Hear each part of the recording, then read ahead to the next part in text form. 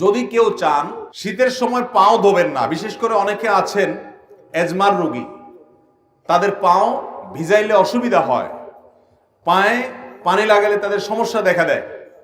সমস্যা হোক বা না হোক, সর্বাবস্থায় আপনি চাইলে শীতের সময় শুধু না অন্য সময়ও করতে পারেন। শীতের সময় বেশি দরকার, সেজন্য শীতের আমল হিসেবে বলছি। আপনি চাইলে পূর্ণাঙ্গ ওযু করলেন, কথার কথা দুপুর বেলায় বা সকাল বেলায় ওযু করলেন, হাত ধুলেন, মুখ ধুলেন, মাথা মাসে করলেন এবং পাও ধুলেন। পাও ধোয়ার পর অর্থাৎ পূর্ণাঙ্গ ওযু করার পর ওযু অবস্থায় যদি আপনি মোজা পরেন এবং মোজাটা যদি চামড়ার হয়, চামড়া মোজা হলে সর্বসম্মতিক্রমে মাসা হয়ে যাবে। কাপড়ের মোজা হলে মাসা হবে কিনা ইখতিলাফ আছে। তবে আমাদের আজকাল যেসব মোজা পাওয়া যায় একেবারে পাতলা, পরলে পার ভিতরে ফাঁকা দেখা যায়, এটা পরে নরমালি হাঁটা যায় না অনেক দূর পর্যন্ত, এগুলো তো মাসা হওয়ার কোনো সুযোগ নেই। তো যাই হোক, আপনি যদি ওযু করার পর এরকম মোজা পরেন তাহলে সেক্ষেত্রে সেই মোজা পরা অবস্থায় আপনার বাড়িতে অবস্থান থাকাকালীন করলে 24 ঘন্টার মধ্যে ওই মোজা খোলা ছাড়া আপনি ওযু করতে পারবেন। কিভাবে?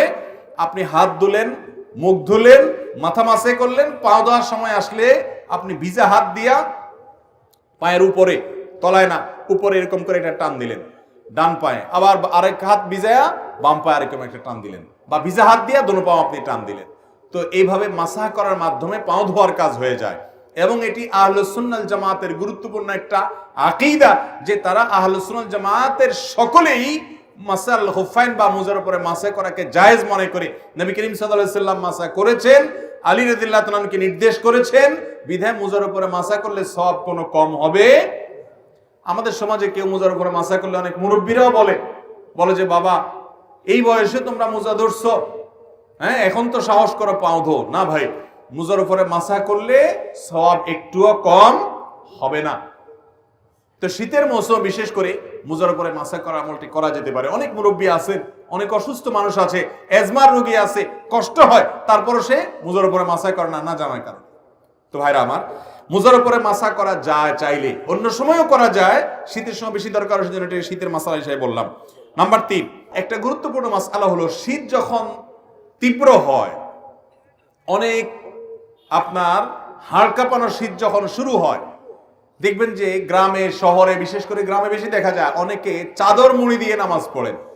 অর্থাৎ এমন ভাবে চাদর পরেন যে নাকটা সহকারে ঢাকেন, যাতে করে নাক দিয়া ওই যে আপনার কুয়াশা টুয়াশা না ঢুকতে পারে, যাতে করে শীতে চেহারাটা কষ্ট না হয়, না পায়। সেজন্য পুরো চেহারা ঢেকে শুধু চোখ দুটো খোলা রেখে অনেকে চাদর পরেন, আছে না এরকম? মাথা আপনি চাদরে লাগান, কোনো অসুবিধা নেই, কিন্তু আপনি মুখ ঢাকেন তাহলে সেটা মাকরুহ হবে। নবী করিম সাল্লাল্লাহু আলাইহি সাল্লাম মুখ ঢেকে সালাত আদায় করতে, নামাজ পড়তে নিষেধ করেছেন।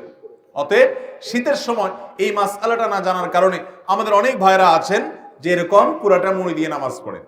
মহিলা হোক আর পুরুষ হোক, সকলের জন্য এক মাসআলা যে শীতের সময় হোক আর গরমের সময় হোক মুখ ঢেকে নামাজ পড়বেন না, নামাজের সময় মুখ খোলা রাখতে হবে। হ্যাঁ, কোনো মহিলা এমন কোন জায়গায় যদি নামাজ পড়েন সেখানে গায়রে মাহরাম পুরুষ আসা যাওয়া করে, তাহলে পর্দার খাতিরে তিনি ঢাকতে পারেন, যদি তার অন্য কোনো জায়গায় নামাজ পড়ার সুযোগ ব্যবস্থা না থাকে। কিন্তু সাধারণ অবস্থাতে এটা করা যাবে না।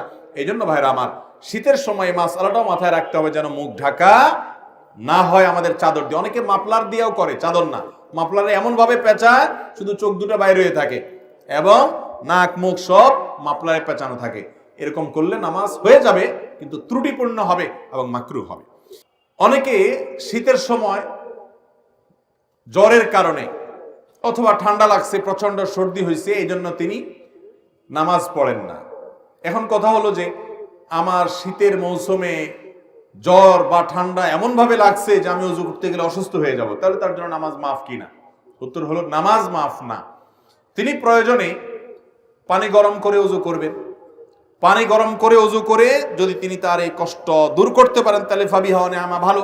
আর যদি না পারেন, গরম পানি করার মতো কোনো আয়োজন তার কাছে নাই, এবং এত ঠান্ডা পানি যেটা ব্যবহার করলে তার অঙ্গহানি হতে পারে, অঙ্গ অবশ হয়ে যেতে পারে, অসুস্থতা দীর্ঘস্থায়ী হয়ে যেতে পারে, কষ্ট অনেক বেশি হতে পারে, সীমাহীন হতে পারে, অসহনীয় পর্যায়ের কষ্ট হতে পারে, এরকম মনে হলে, সেরকম গরম ঠান্ডা আমাদের দেশে খুব বেশি পড়ে না, যদি এরকম হয় তাহলে সে ব্যক্তি তায়াম্মুম করতে পারবে, তারপরেও নামাজ ত্যাগ করার সুযোগ।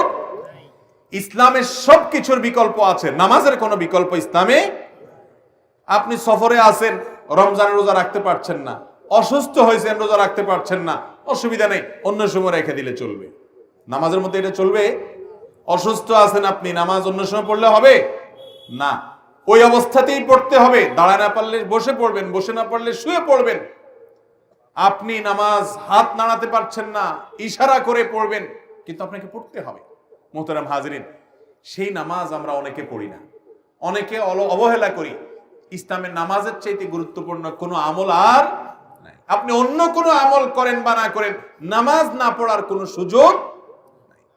আল্লাহ তাআলা আমাদেরকে বোঝার তৌফিক দান করুন। তাহলে ভাইরা আমার, শীতের সময় জ্বর, ঠান্ডা, সর্দি যাই হোক না কেন, নামাজ ত্যাগ করা যাবে না, ওযু ত্যাগ করা যাবে না। প্রয়োজনে গরম পানি দিয়ে করবেন, প্রয়োজনে গরম পানির কোনো অ্যারেঞ্জমেন্ট না থাকলে আপনি তায়াম্মুম করবেন। গরম পানির কোনো ব্যবস্থা নাই, এটা জেলখানায় হতে পারে। বাসা বাড়িতে সবাই আশেপাশে চুলা আছে, চাইলেই গরম পানির ব্যবস্থা করা যায়। ফ্লাস্কে রেখে আপনি ওযু করতে পারেন আগের রাতে এশার সময়। 5 নম্বর মাসআলা হলো, অনেকে জানতে চান শীতের সময় যে এই যে শীত বস্ত্র দানের কথা একটু আগে আমরা বললাম, শীতের সময়ের একটা গুরুত্বপূর্ণ কাজ হলো শীতার্ত মানুষের শীত বস্ত্রের ব্যবস্থা করা। এখন প্রশ্ন হলো, যাকাতের টাকা দিয়ে শীত বস্ত্র দেওয়া যাবে কিনা? তো এর উত্তর হলো, যাকাতের টাকায় শীত বস্ত্র দেওয়া যাবে ওই ব্যক্তিকে যে ব্যক্তি যাকাতের হকদার। তার শীত বস্ত্র কেনার টাকা নাই, তখন আপনি তাকে শীতের কাপড় কিনে দিলেন, যাকাতের টাকা থেকে এটা জায়েজ আছে। কিন্তু আমরা সুন্নাহ ফাউন্ডেশন থেকে বা আরো বিভিন্ন সামাজিক সংগঠনগুলো যে শীতবস্ত্র বিতরণের উদ্যোগ নিয়ে থাকে, সেখানে যাকাতের টাকা আপনারা দিবেন না। আমরাও বলি যে আমাদের এখানে কেউ যাকাতের টাকা দিবেন না, কারণ আমরা যখন বিভিন্ন এলাকাতে গরিব দুঃখীদের মধ্যে শীতের কাপড় দেই, তখন কে যাকাতের হকদার আর কে যাকাতের হকদার না, এটা এতটা বেছে বেছে দেওয়া সম্ভব হয় না। যার কারণে যাকাতের টাকা দিয়ে শীতের কাপড় দিলে আপনার জানাশোনা কোনো গরিব যিনি অবশ্যই যাকাতের হকদার, তাকে আপনি দিতে পারবেন, কোনো অসুবিধা নেই। নাম্বার 6, একটা গুরুত্বপূর্ণ মাসআলা হলো, শীতের সময় অনেকে দেখা গেল ধরুন শুধু চাদর গায়ে দিয়ে নামাজ পড়ছেন, তো চাদরের ভেতরেই হাতটা থাকে, হাত উঠানো, হাত বাঁধা, এই মুভমেন্ট করা, এই সবগুলো চাদরের ভিতরে করা, কারণ বাইরে করলে শীত লাগে। এই রোগটা আছে না নাই? এটাও হাদিসে পরিষ্কার ভাবে নিষেধ। আপনি যদি এক কাপড়ে, যে কাপড়ে নামাজ পড়েন, ধরেন আপনি চাদরে নামাজ পড়ছেন, তো আপনি হাত উঠানোর জন্য, হাত বাঁধার জন্য চাদরের বাইরে হাতটা বের করে নেবেন। আর যদি জামা গায়ে দেওয়া থাকে তাহলে তার বাইর করার কিছু নেই, হাতার ভিতরে হাত থাকাই যথেষ্ট। কিন্তু চাদরের ভিতরে যদি আপনি নামাজ পড়েন বা আপনি বড় কোনো কাপড়ে নামাজ পড়েন, তাহলে সেক্ষেত্রে শীতের জন্য ভিতরে ভিতরে আপনি সেরে ফেললেন, হাতটার বাইর করলেন না, নামাজ হয়ে যাবে, কিন্তু এটা মাকরু এবং অনুচিত কাজ। শীতের সময় এই কাজটা অনেক বেশি হয়ে থাকে, এটা লক্ষ্য রাখতে হবে। এটা 6 নম্বর মাসআলা। আল্লাহ তাআলা আমাদের সবাইকে এই শীতের মৌসুমে আল্লাহকে সন্তুষ্ট করার মতো আমলগুলো করে যাওয়ার তৌফিক দান করুন।